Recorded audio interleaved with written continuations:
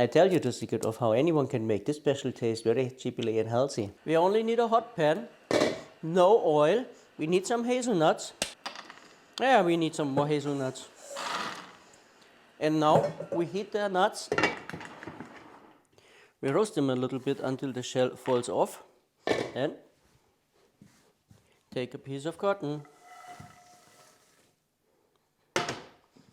close it, peel off the skin,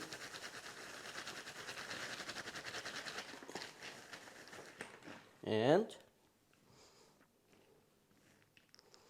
they are ready.